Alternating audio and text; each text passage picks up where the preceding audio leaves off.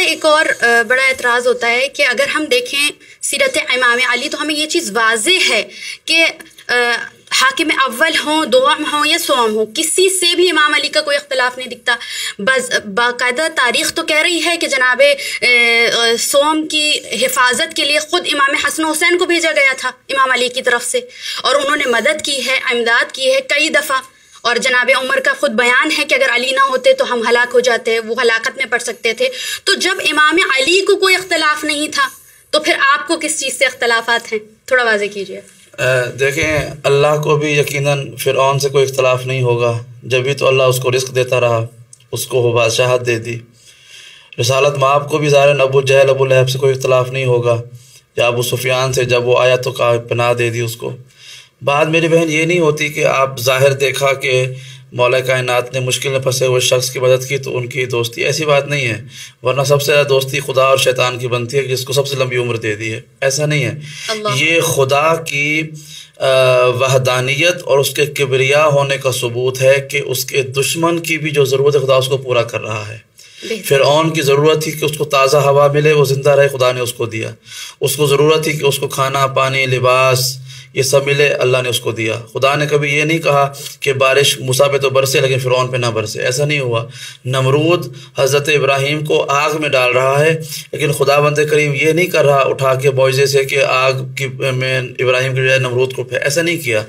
اس کی جو ضرورت تھی خدا نے اس کو وہ دی. یہ ایک وقت تک ہوتا ہے حجت کے اہتمام کے لیے کہ جو اتنی نعمتیں دے رہا ہے تم اس کا پھر بھی کفر کر رہے ہو.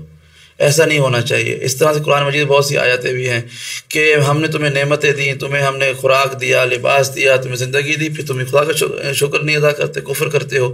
یعنی خدا اپنے دشمنوں کو اگر کوئی نعمت دے رہا ہے تو یہ دشمنوں سے محبت کی وجہ سے نہیں ہے، یہ خدا کی ذات کی بڑائی کا ثبوت ہے کہ وہ اتنا بڑا ظرف کا وجود ہے کہ وہ دشمنوں کی ضرورت پوری کر رہا ہے، دشمن کو اولاد بھی دے رہا ہے، اس لیے کہ ہو سکتا ہے کہ کل کو یہ دشمنی سے ہٹ جائے.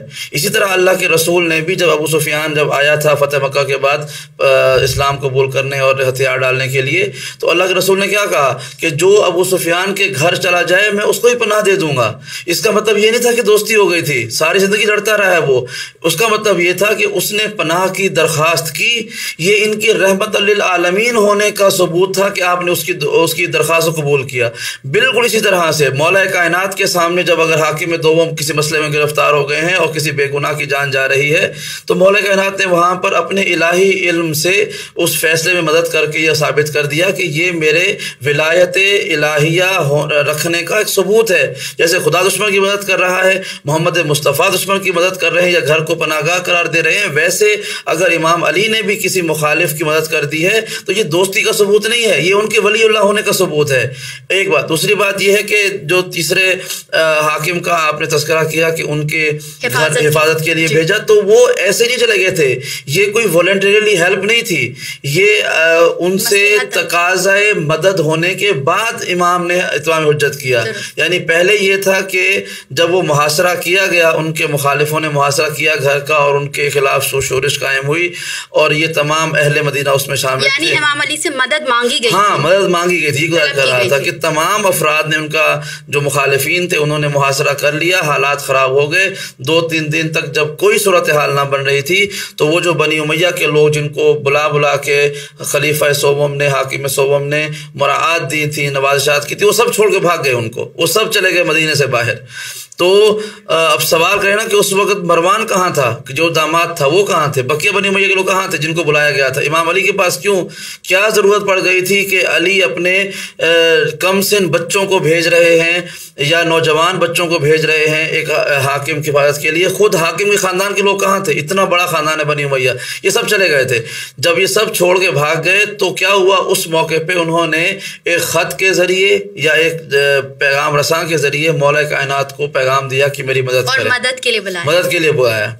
تو جب مولا کائنات کو ملا تو امام کا کام یہ ہے کہ جب بھی کوئی اپنا ہو یا پرایا ہو، اگر وہ پکارے تو امام اس کو جواب دے.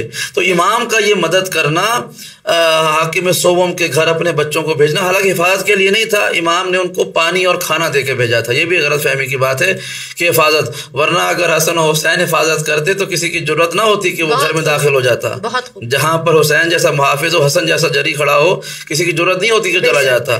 یہ ان سے تقاضا کیا گیا تھا کہ میرے لیے کھانے پانی کا بندوبست کریں، تو امام نے وہ اس کو بھیجوا دیا، کھانے اور پانی کے جو وسائل تھے وہ واپس آ گئے، چونکہ ان کو یہ امید تھی کہ شاید باہر کے افراد سے معاملات طے پائے جائیں گے، تو وہ لیکن وہ طے نہ پائے سکے۔ تو مولا کائنات نے جو مدد کی ہے وہ اپنے منصب امامت کے تحت مدد کی ہے کہ میں امام ہوں، میرا دشمن بھی کیوں نہ ہو، اگر وہ مانگے گا تو میں اس کو عطا کروں گا، اور یہ سنت مصطفیٰ بھی ہے اور یہ سنت کبریاء بھی ہے۔